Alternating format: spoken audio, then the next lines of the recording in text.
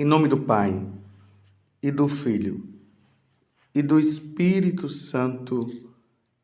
Amém. Naquele tempo, quando Jesus entrou em Cafarnaum, um oficial romano aproximou-se dele, suplicando: Senhor, o meu empregado está de cama, lá em casa, sofrendo terrivelmente, com uma paralisia. Jesus respondeu: Vou curá-lo. O oficial disse: Senhor, eu não sou digno de que entres em minha casa. Dize uma só palavra e o meu empregado ficará curado. Pois eu também sou subordinado e tenho soldados debaixo de minhas ordens. E digo a um: vai, e ele vai. E a outro: vem, e ele vem. E digo ao meu escravo: faze isto, e ele faz.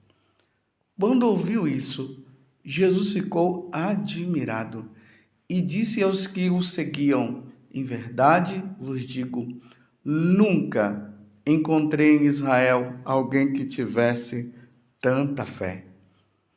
Eu vos digo, muitos virão do Oriente e do Ocidente e se sentarão à mesa no reino dos céus, junto com Abraão, Isaque e Jacó, enquanto os herdeiros do reino serão jogados para fora, nas trevas, onde haverá choro e ranger de dentes.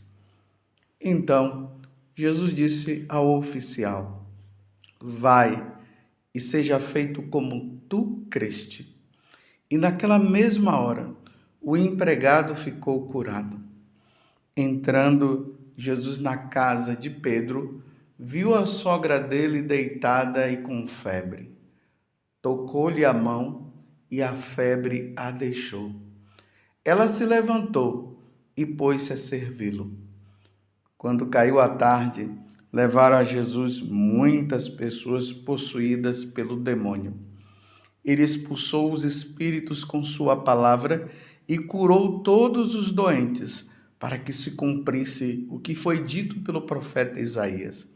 Ele tomou as nossas dores e carregou as nossas enfermidades. Palavra da salvação. Glória a vós, Senhor. Meus irmãos e minhas irmãs, estamos agora no capítulo 8 do Evangelho de São Mateus, os versículos 5 a 17. E eu queria trazer aqui para vocês a admiração de Jesus. Jesus ficou admirado com esse oficial romano que era um pagão. É preciso notar isso. O oficial romano era um pagão. Ele adorava os deuses do panteão, Júpiter e assim por diante. E ele se dirige a Jesus para pedir a Jesus que ele curasse o empregado dele, que estava de cama. Imagina, era para ele ir atrás dos deuses dele, mas por que ele foi atrás de Jesus? Provavelmente porque a fama de Jesus já tinha se espalhado por toda a região. Então ele foi lá pedir a Jesus essa cura. É preciso notar que o evangelho ele se dá diante de duas situações. Um oficial romano que está em casa, sofrendo terrivelmente com uma paralisia. A sogra de Pedro, que estava com febre, e depois Jesus cura ela também, ela cura o empregado do oficial, cura a sogra de Pedro, depois as pessoas levam muitos outros doentes, endemoniados e tudo, e Jesus cura também e liberta os que estão com os espíritos malignos. E ali se vê aquela passagem do profeta Isaías: ele tomou as nossas dores e carregou as nossas enfermidades, que está em Isaías 53. Mas dentro de tudo isso, como eu disse no início, eu queria trazer a admiração de Jesus. Jesus se admira com um pagão, um soldado romano. Na hora que Jesus disse que ele estava indo na casa para curar esse empregado dele, ele disse: não precisa ir, não. Ele agora, quando ele diz que Jesus não precisa ir, é que ele está reconhecendo o poder de Jesus, está reconhecendo quem é Jesus, e eles sabem também que um judeu não podia entrar na casa de um pagão. Aí ele diz: olha, eu não sou digno de que o Senhor entre na minha casa. Se lembra que nós falamos sempre isso na celebração da liturgia, na hora que nós vamos comungar, receber nosso Senhor Jesus Cristo. O sacerdote apresenta: eis o Cordeiro de Deus que tira o pecado do mundo. E nós respondemos, o povo responde: Senhor, não sou digno de que entreis em minha morada, mas dizer uma palavra e serei salvo. Aqui está a admiração de Jesus diante daquele homem. Chama Jesus de Senhor e fala que Jesus não precisaria entrar na casa dele, porque ele sabe que o que é o da ordem, assim ele dá ordem também para os soldados, e Jesus é só dar ordem. E não entre na minha casa. Jesus se admirou por isso ter saído da boca de um pagão. Aqui Lucas está mostrando que os pagãos se converterão. Os pagãos se voltarão para nosso Senhor Jesus Cristo. Ao mesmo tempo que Jesus se admira, ele está um pouco decepcionado também com aqueles que deveriam ter esse reconhecimento, que seria justamente o povo judeu. E eles não estavam, principalmente as autoridades religiosas, elas não estavam aceitando Jesus, estavam com firme propósito de matá-lo. E aí Jesus vem e fala que é essa parte aqui que eu vejo que é importante também para a nossa meditação. Eu vos digo, Jesus está dizendo, muitos virão do Oriente e do Ocidente e se sentarão à mesa no reino dos céus junto com Abraão, Isaque e Jacó. Muitos, está vendo? Jesus agora está abrindo o leque. No Oriente, no Ocidente, muitos se converterão e se salvarão. E quando ele fala sentarão à mesa no reino do céu junto com Abraão, Isaque e Jacó, ele está dizendo: aqueles que se salvarão estarão no céu. Estarão no céu comigo, muitos. Ele está dizendo muitos, ele não está dizendo todos. Lembremos que depois os apóstolos são enviados a pregar o evangelho a todas as nações. Aqueles que crerem e forem batizados serão salvos, quem não crê já está condenado. Estou sempre falando isso porque isso precisa entrar no teu coração, na tua mente, e essa verdade precisa se encarnar dentro de você. Então eles receberão, muitos se converterão, não serão todos, meus irmãos. E aí Jesus complementa dizendo: enquanto os herdeiros do reino serão jogados para fora, nas trevas, onde haverá choro e ranger de dentes. Vocês estão vendo aqui? É engraçado. Me desculpe até falar assim. A gente ouve por aí as pessoas dizendo que o Deus do Antigo Testamento era muito severo, era muito duro, mas o Deus do Novo Testamento não, ele é amor, ele é misericórdia, como se o Deus do Antigo Testamento fosse outro. O Deus do Antigo Testamento e do Novo é o mesmo. Nós cremos em um Deus só, em três pessoas distintas, o Pai, o Filho e o Espírito Santo. Então o Deus do Antigo Testamento é o mesmo Deus do Novo. Agora, a nível de revelação, de compreensão, o que Deus revelou no Antigo Testamento se completou na segunda pessoa da Santíssima Trindade, na pessoa de Jesus Cristo, a nível de entendimento nosso, a nível de revelação. Jesus completa essa revelação.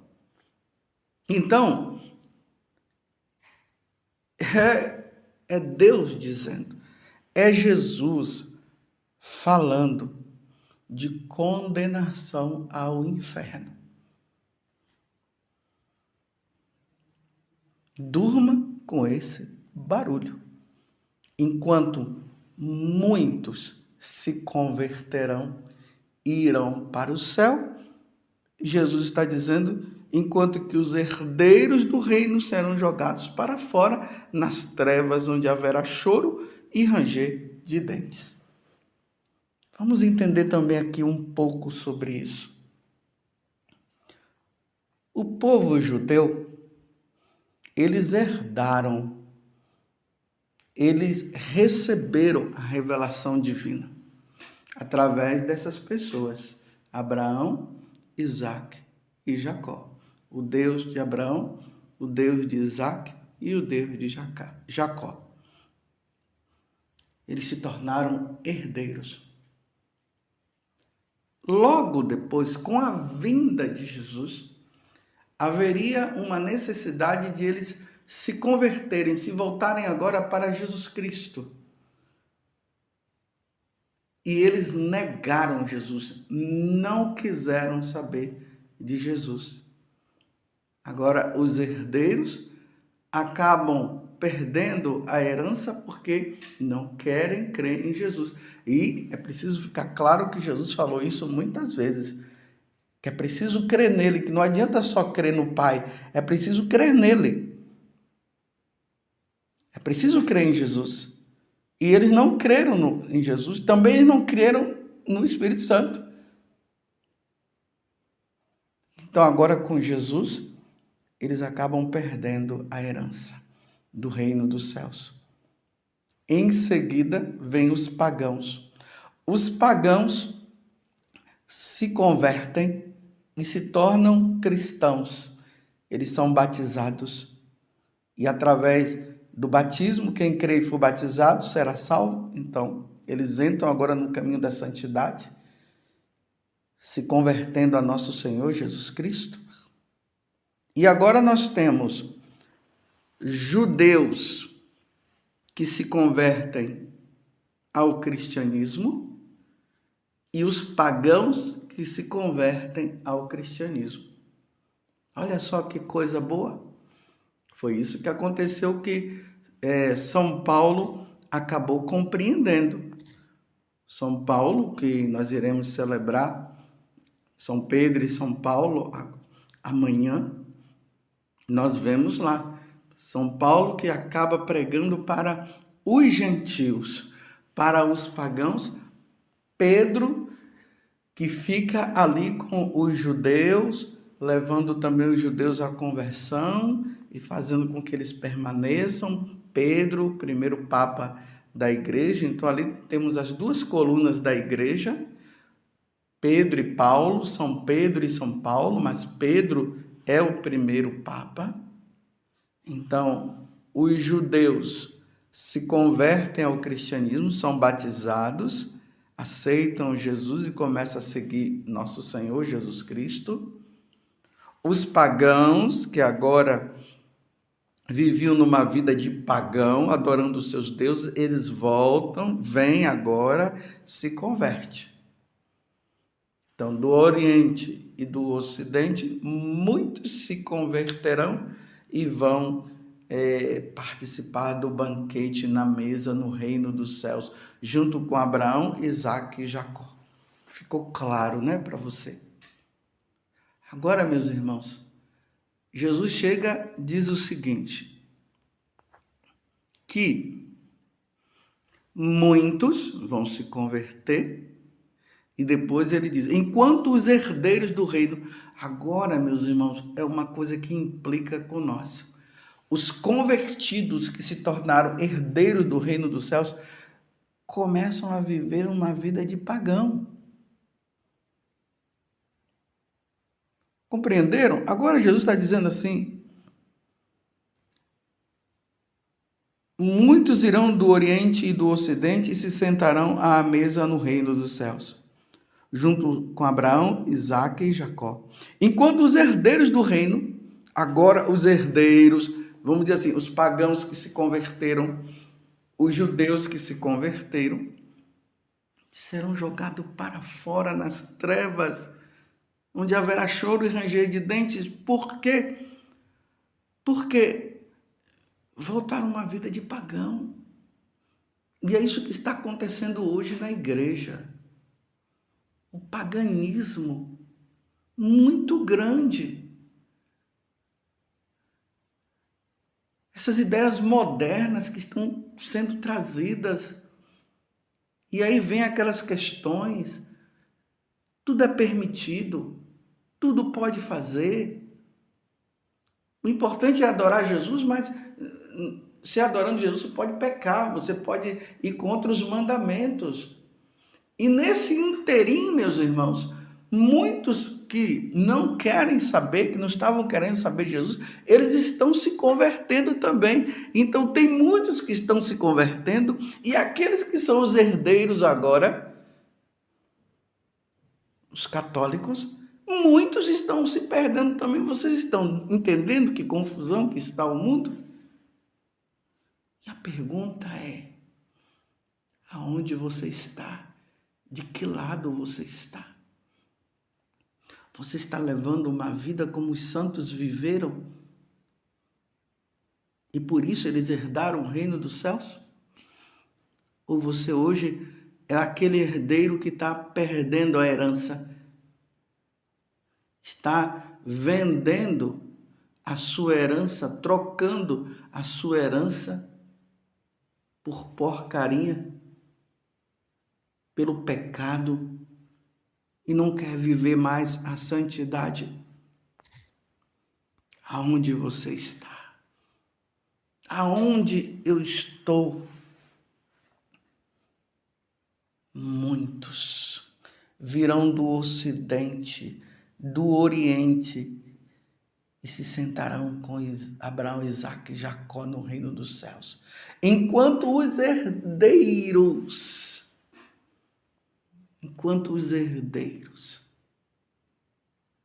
serão lançados fora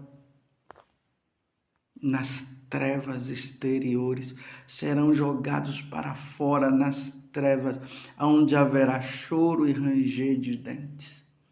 Meus irmãos, salvemos a nossa alma. Meu irmão, salve a tua alma. Procure ser fiel a Deus. Santidade, meus irmãos, ou santos ou nada, como dizia Padre Jonas, aqui da comunidade Canção Nova, ou santos ou nada, e depois ele começou a dizer, ou santos, vamos ser santos, meus irmãos, não vamos viver na igreja, nós que somos herdeiros do reino dos céus, vivendo uma vida relaxada, uma vida de pagão, permitindo tudo tá bom, e dizendo que agora Deus mudou, e aqueles que querem viver a santidade estão dizendo que estão errados. Olha só, quem quer viver a santidade estão dizendo que está errado. Não, quem está vivendo a santidade é o que está certo.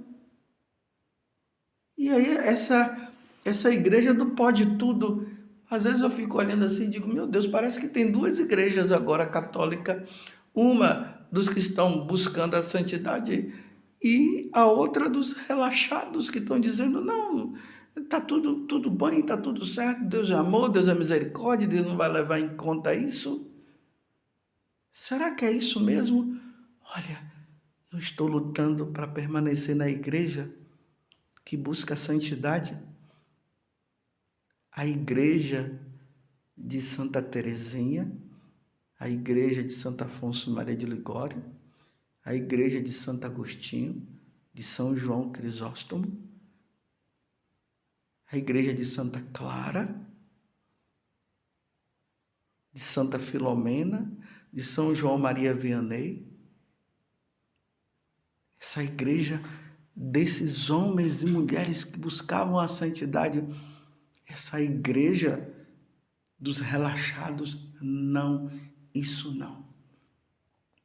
Que Deus me dê a graça da santidade e conceda a você também a graça da santidade, para que Jesus possa se entusiasmar e se alegrar com você e dizer, esses são aqueles que viverão com Abraão, Isaque e Jacó. Deus me livre de Deus dizer que eu estarei nas trevas exteriores e ali haverá choro e ranger de dente. Aonde você está? Ó Virgem Santíssima, não permitais que eu viva e nem morra em pecado mortal. Em pecado mortal não hei de morrer, que a Virgem Santíssima há de me valer. Valei-me, Virgem Santíssima. Louvado seja nosso Senhor Jesus Cristo, para sempre seja louvado, e a sua mãe, Maria Santíssima.